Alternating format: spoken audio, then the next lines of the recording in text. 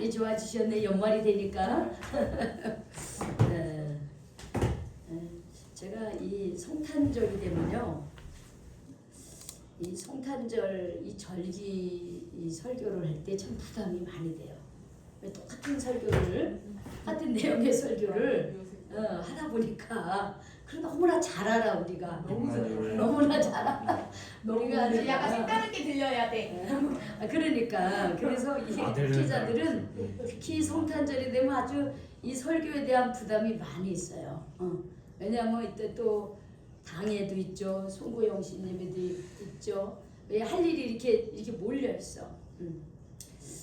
근데 제가 이번에 설교를 이렇게 하면서 이렇게 나도 모르게 같은 주제로 준비를 하고 있더라고요. 뭐냐면 지난 우리가 대림절에는 주님 오심을 기다리는 그런 절기로 다시 오실 주님을 기다리는 좀 깨어있자 영적으로 깨어있자라고 제가 2주간 설교 말씀을 드렸고요.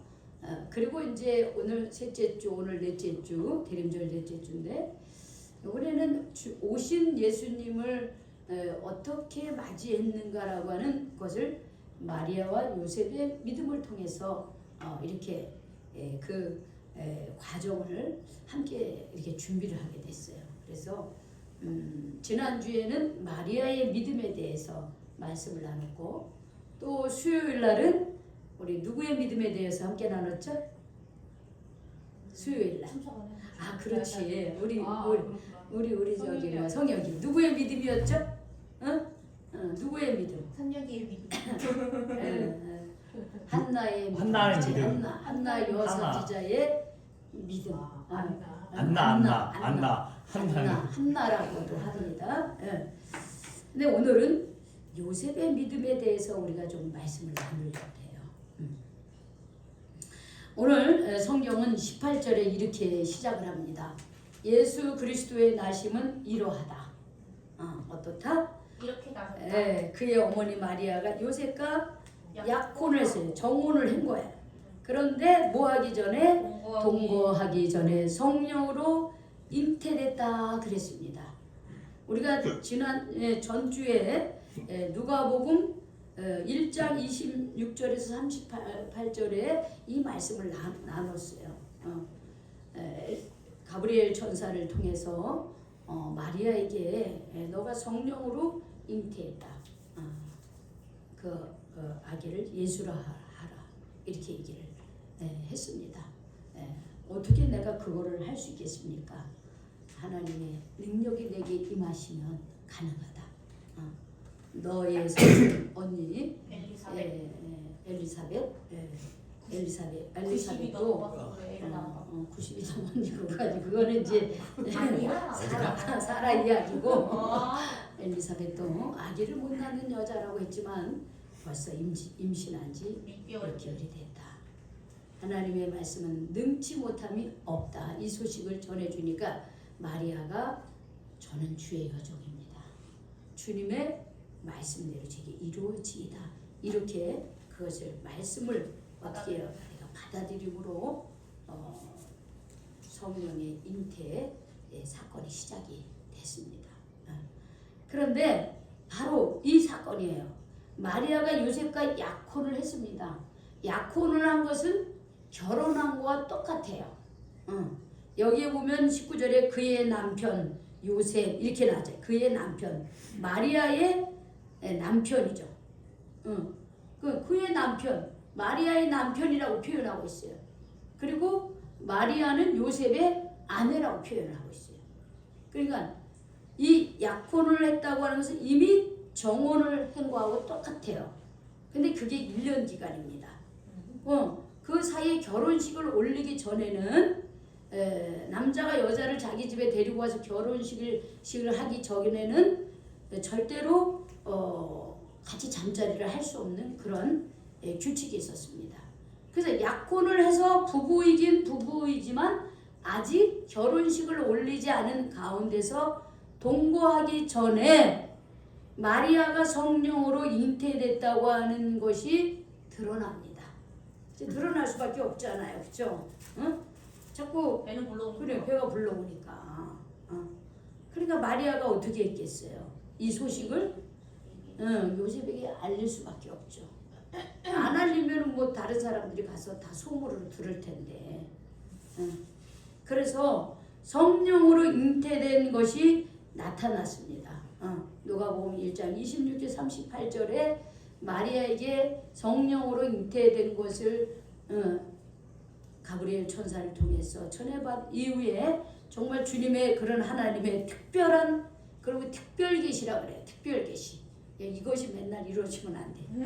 이례적으로만 일어나는 거예요. 특별한 이런 계시의 하나님의 능력에 의해서 아기 예수가 잉태가 됩니다. 그러니 참 마리아가 이것을 받아들이는 것도 힘들었지만 이제 이러한 사실이 그 요셉에게도 알려지게 되는 거예요. 근데 19절에 보면 그의 남편 요셉은 어떤 사람이라고 그랬습니까? 의로운 사람이다 그랬어요. 여러분 의로운 사람이라고 하는 것은 가장 기본적으로 누구를 믿는 사람이라는 거예요? 예수님? 여기는 아직 예수님이 아직 태어나기 전이니까 누구예요? 하나님을 믿는 사람이라는 거예요. 여러분 우리가 의인이라고 하는 것과 죄인과 의인이라고 하는 것이 가장 큰 기준점이 뭐예요? 우리는 예수님을 내가 믿냐 안 믿냐 그 차이점이에요. 아니 이제 지금 우리한테는 예수를 믿느냐 예수를 믿음으로 내가 의로워진 사람은 그 사람은 의인이에요. 그러나 아무리 선하고 착한 사람이라도 예수를 알지 못하는 사람들은 아직 죄인인 거예요. 여기서 그 남편 요셉이 의로운 사람이라고 하는 것은 그가 하나님을 잘 믿는 사람이라는 거예요. 하나님 말씀 안에 잘 거하려고 하는 사람이라는 거예요. 그래서 성경은 그 남편 요셉은 의로운 사람이라 이렇게 얘기하고 있습니다. 의로운 사람. 즉 하나님을 믿고 하나님의 말씀과 모세의 율법대로 살려고 하는 사람이라는 거예요. 그런데 이 마리아의 그 잉태 소식을 들었을 때에 이 요셉이 받을 그 마음의 충격 얼마나 컸겠어요. 나의 아내가 나와 동거하기 전에 임신을 했어요. 근데 임신을 했는데 이 마리아가 하는 소리가 나는 다른 남자와 잠자리에서 임신을 한 게 아니라 성령으로 잉태를 한 겁니다. 라고 했을 때 어떤 남자가 그거를 받아줄 수 있겠어요? 나도 믿지. 그렇죠. 눈덩이 차라리 그냥 다른 내가 남자의 잘못해서 이렇게 됐다. 그럼 그게 더 용서하기가 쉬울 수 있어요. 그렇죠. 그런데 그렇지가 않은 거예요. 성령으로 잉태됐다는 거예요. 그러니까 그러면 이 남편 요셉이 취할 수 있는 것들이 여러 가지가 있습니다. 그 중에 하나가 뭐냐면 그 율법에 의하면 그들의 율법에 의하면 이렇게 정혼 기간에 여인이 이렇게 부정하게 되면 그 여인을 돌로 쳐서 죽일 수가 있었습니다. 내치는 거 아니고 그냥요? 내칠 수도 있지만 가장 이제 안 좋은 게 이제 돌로 쳐서 죽이는 거야. 가장 안 좋은 게. 그러니까 내치는 것도 내치는 거지만 그렇게 율법에 하면 그 사람을 돌로 쳐서 죽이도록 법적으로 당시에 허용이 된 거예요. 그거를 아주 그러니까 이 결혼이라고 하는 것을 성스럽게 생각한 거예요. 이때 당시에. 그래서 최악으로 이 요셉이 마리아한테 그렇게 할 수 있었던 거예요. 그렇죠? 그렇게 할 수 있는 권한이 요셉에게 있는 겁니다. 그런데 이 남편 요셉은 의로운 사람이라 그랬어요. 정말 하나님을 잘 믿으면서도 하나님의 그 뜻을 잘 또 실천하고자 하는 사람이었다라고 하는 거예요. 그래서 요셉의 입장에서는 율법에 의해서 이 여인을 얼마든지 내치고 돌로 쳐서 죽일 수도 있어요. 아주 그 가문을 부끄럽게 할 수 있는 권한이 요셉에게 있었습니다. 그런데 성경은 요셉은 어떻게 했다 그랬습니까? 이를 드러내지 않았다는 거예요. 이런 상황을 드러내지 않고 어떻게 가만히 끄고자 이렇게 생각했다는 거예요. 참 이게 이루기가 쉽지가 않죠 남자가. 사실 우리는 보통 보면은 어떤 잘못에 대해서 내가 잘못한 것은 나는 무한히 나를 이해해주고 또 다른 사람들에게 합리화시키면서 나는 많이 용서가 돼요. 그렇잖아요. 여러분 그렇지 않아요? 저는 그렇더라고요. 그런데 다른 사람이 잘못한 거는 우리가 굉장히 아주 그 자를 대듯이 탁 줘가면서 굉장히 그렇죠. 그렇게 하고 싶을 때가 참 많이 있어요. 자기 자식에는 관대하고 남에 대해서는 아주 야박하게 그 잘못을 드러내고 야단을 치게 될 경우가 참 많이 있습니다. 그런데 요셉은 그러지 않았다는 거예요. 그 여인의 그런 그 임신 소식 그것이 지금 요셉이나 다른 사람이 볼 때는 부정한 임신이라고 지금 이해를 하고 있는데 그게 얼마나 위험한 상황이에요. 그 여인이 죽을 수도 있는 상황인 거예요. 그런데 그런 상황을 이 요셉은 어떻게 해요? 드러내지 아니했다라고 하는 거예요. 이것을 다 떠벌려가지고 막 만천하에다 드러내고 그냥 같이 돌을 던지고 손가락질을 하고 이럴 수 있는데 요셉은 그렇지 않았다는 거예요.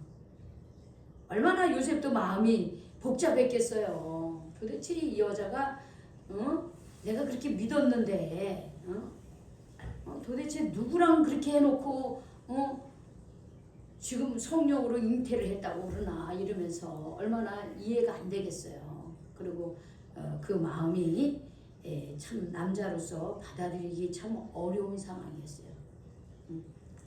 그런데 그런 그 마음의 여러 가지 분노와 불신과 배신들을 다 내려놓고 조용히 그냥 내가 그냥 조용히 끊자.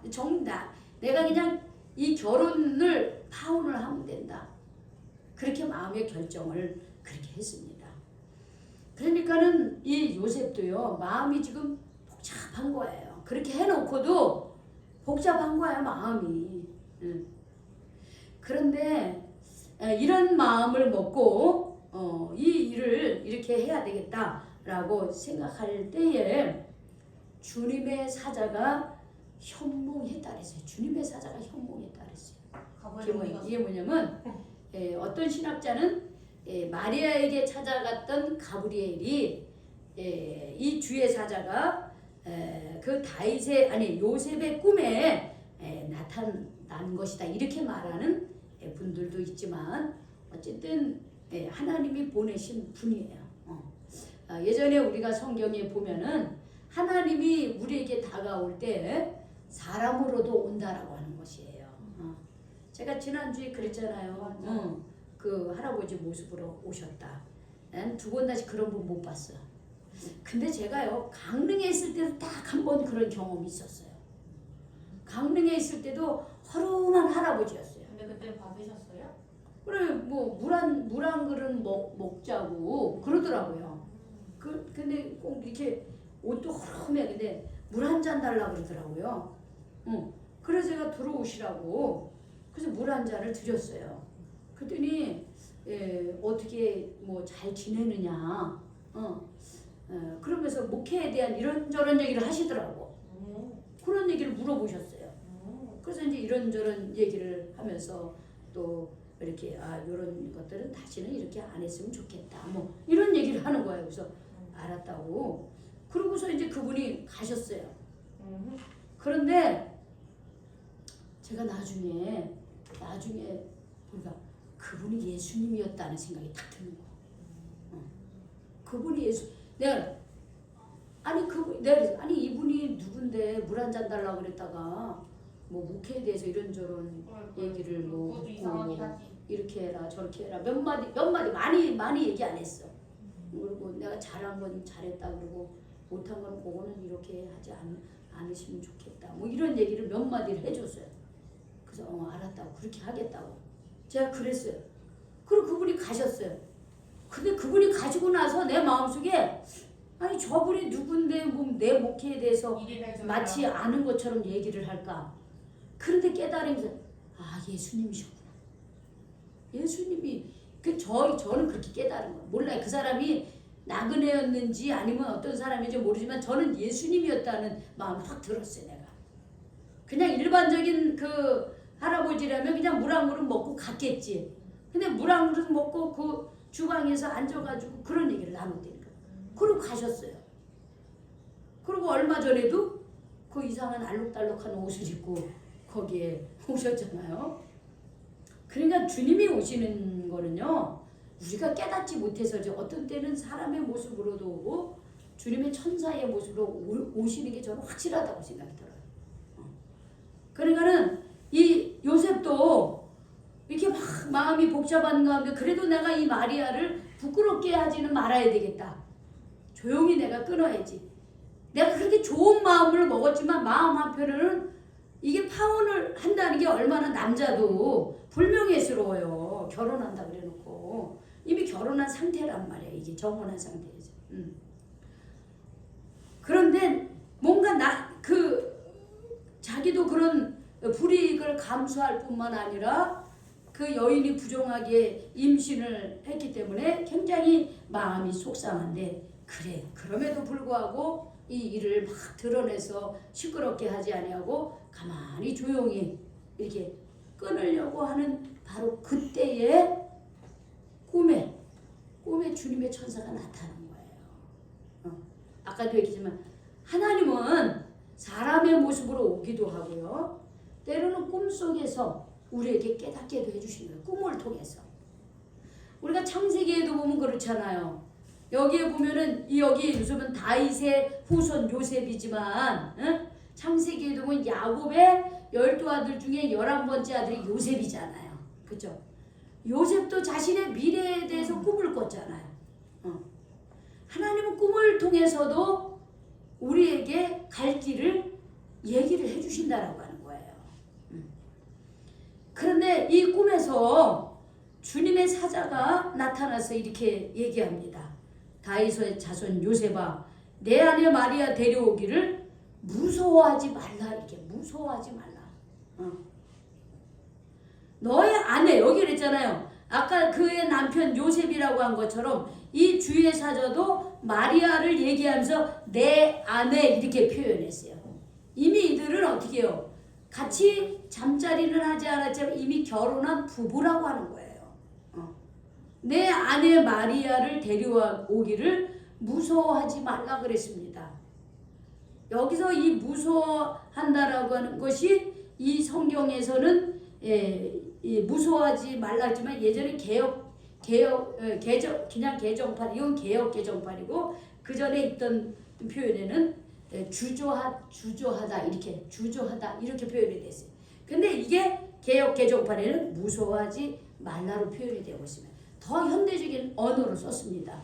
그럼 왜 이렇게 썼느냐? 그 아내를 데려온다라고 하는 것은 요셉에게는 어때요? 굉장히 두려운 일이에요. 왜냐하면 결혼 전에, 그러니까 그 아내를 데리고 와서 결혼식을 올리기 전까지 1년 안에는 잠자리를 하면 안 되는 규칙이 있는 거예요. 그런데 임신한 아내 마리아를 데려온다는 것은 요셉 자체도 어떻게 해요? 그 법칙을 깼다라고 그렇게 이해를 한다는 거죠. 그때 당시 사람들이. 그러면 야, 저 두 남녀는 아주 부정한 것들이네, 이렇게 손가락질을 당할 수 있는 거예요. 지금이야 뭐 그런 오히려 뭐 선물이라고까지 얘기하죠. 결혼식 전에 임신하면 결혼 선물이라고까지 얘기하지만 이 2000년 전에는 아니었어요. 그때의 도덕과 윤리에서는 결혼하면 되잖아, 괜찮잖아. 근데 아니죠. 결혼 전에는, 결혼식을 올리기 전까지는 같이 잠자리를 할 수 없는 그런 나름대로의 규칙이 있었는데, 그 임신한 여자를 데리고 온다는 건 그 임신한 여자의 아버지가 누구라는 거예요? 요셉이라고 하는 것을 인정하는 거랑 마찬가지잖아요. 그러니까 그거를 감당하는 것도 쉽지 않은 거예요. 어떤 누구의 자식인지도 알지 못하는 그 여인을 데리고 오는 것도 두려운 거지만, 내가 그 여인하고 같이 삶으로 인해서 나도 부정한 남자가 된다라고 하는 것이 이 요셉에게는 굉장히 큰 무서운 일인 거예요. 가족들로부터 전부 다 친지들로부터. 그래서 이 요셉에게는 그런 두려움이 있었어요. 그래서 주의 선지자가 뭐라냐면 아내 마리아 데려오기를 무서워하지 말라. 그러면서 그에게 잉태된 자는 성령으로 된 것이라. 성령에 의해서 된 거예요. 성령에 의해서 된 거예요. 어떤 사람에 의해서 어떤 남자에 의해서 그런 게 아니라 성령으로 된 것이라 그랬어요. 그래서 우리가 마태복음 1장 우리 보면은 예수님의 계보, 족보죠 쉽게 말하면. 그런데 누구는 누구를 낳고 누구는 누구를 낳고 아버지의 계보예요. 그런데 16절에 보면 이런 말씀이 있어요. 자 16절 한번 읽어볼까? 1장 16절 한번 읽어봅시다. 우리 성경과 1장 16절 시작. 야곱은 마리아의 남편 요셉을 낳았으니 마리아에게서 그리스도라 칭하는 예수가 나시니라 했죠. 그 위에 야곱은 요셉의 아버지예요. 그러니까 아버지의 아들 그리고 또 그 아들 아버지의 족보가 쭉 나오는 거. 그래서 야곱은 마리아의 남편 요셉을 낳았고 마리아에게서 누가 태어났어요? 그리스도라는 예수가 나왔다. 이렇게 칭하고 있습니다. 요셉이 낳았다고 하지 않아요. 누가 낳았다 그래요? 마리아가 낳았다 그래요.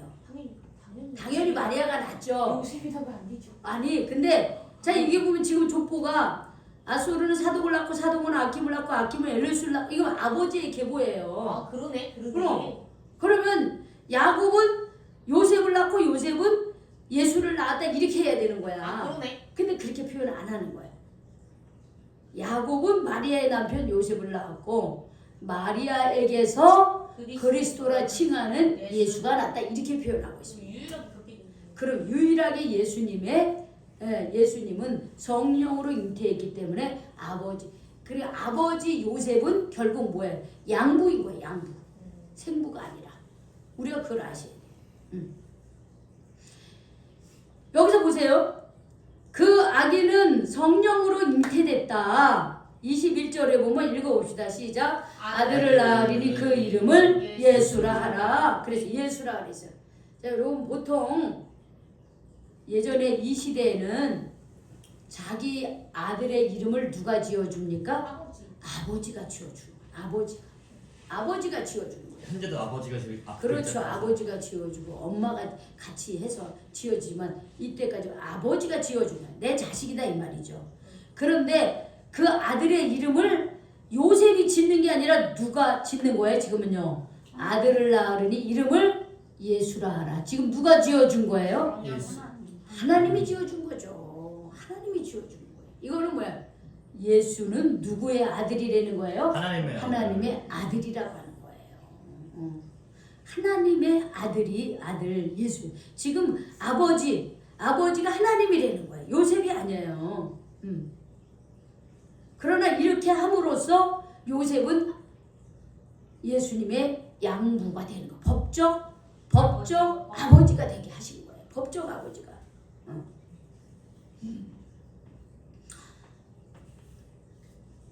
그 왜 예수냐? 이는 그가 자기 백성을 그들의 죄에서 구원할 자 아심이라 했어요. 이 땅에 오셔서 예수님이 어떤 삶을 살아야 되는지에 대한 그 이유를 얘기를 하고 있는 거예요.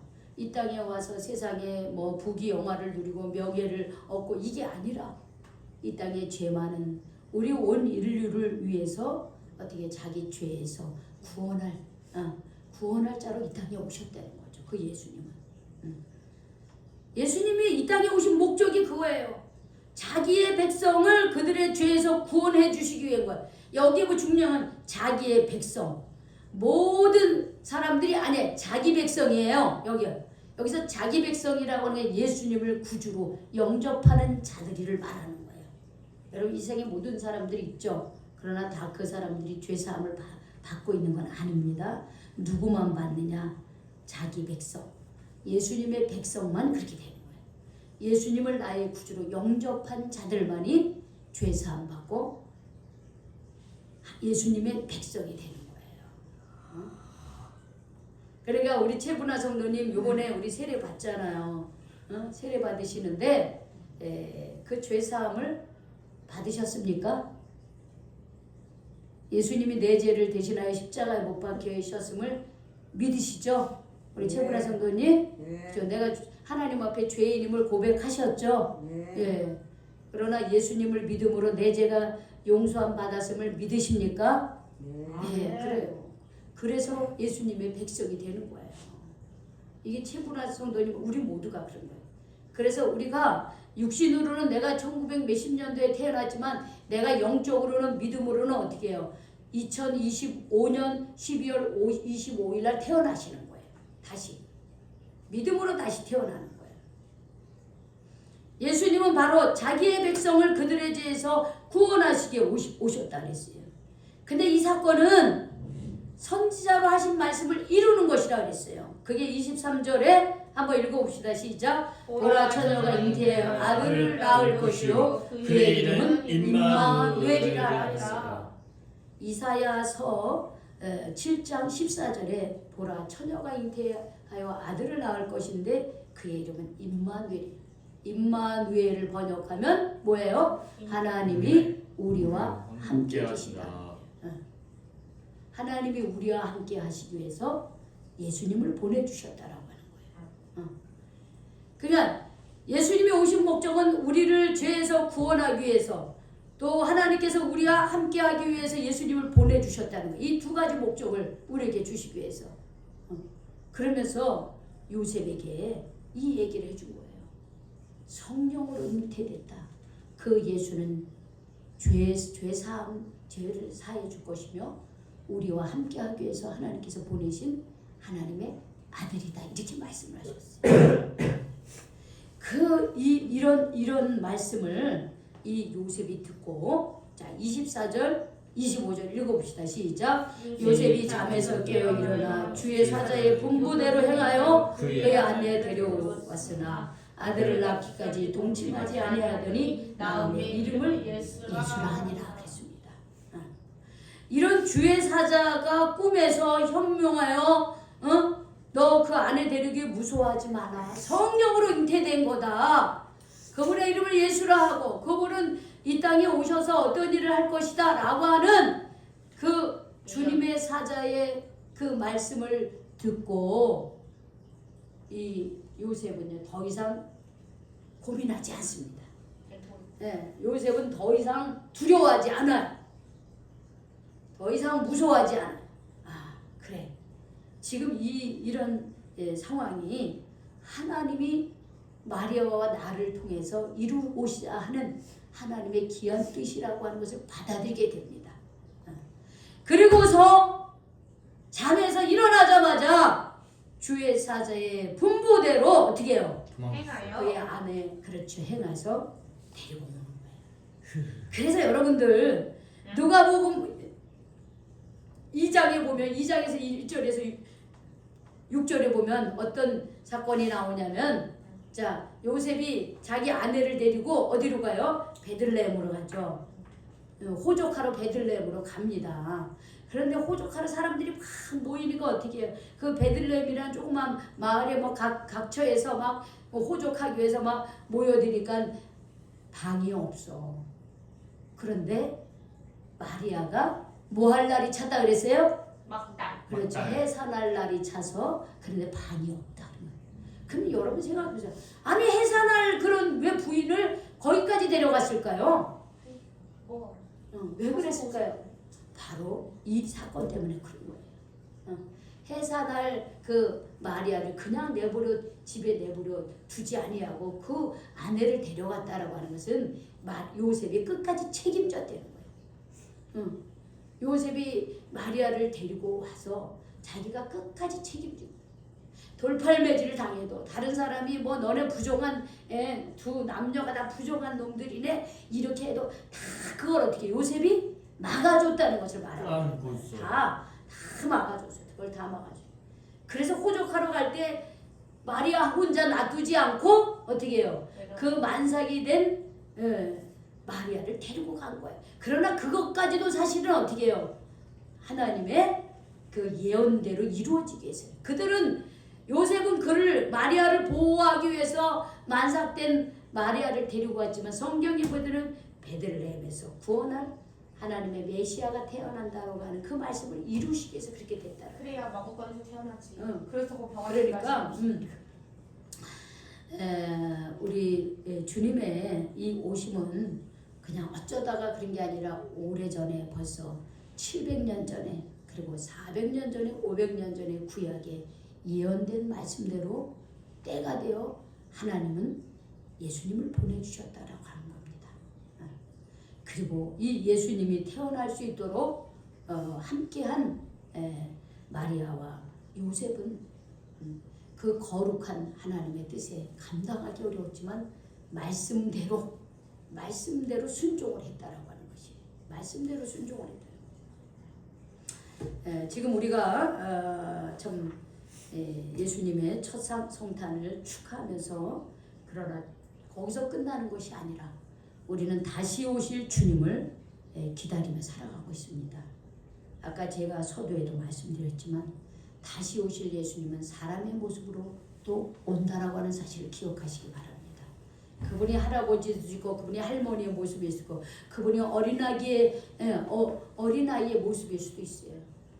예수님은 한 모습으로만 오는 게 아니라 다양한 인간의 모습으로 오십니다.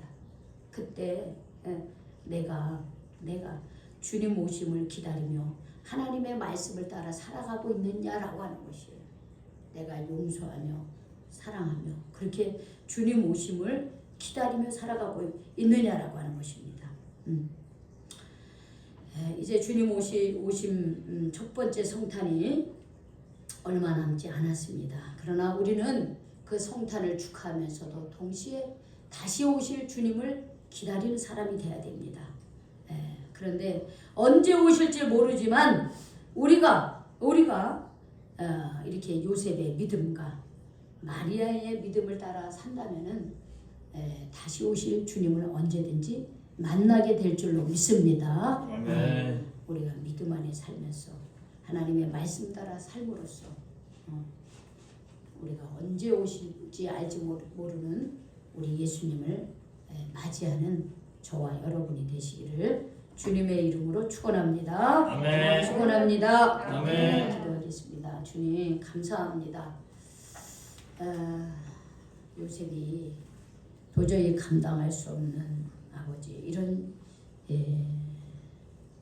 시험 같은 이런 일들이었지만 하나님의 말씀을 따라 주의 사자가 전해준 그 말씀을 따라 주님 그는 더 이상 고민하지 아니하고 그 하나님의 말씀을 따라 성령으로 잉태된 마리아를 자신의 아내를 맞아들인 데 주저하지 않았던 주님 요셉의 믿음 주님 오늘 그 요셉의 믿음을 바라봅니다.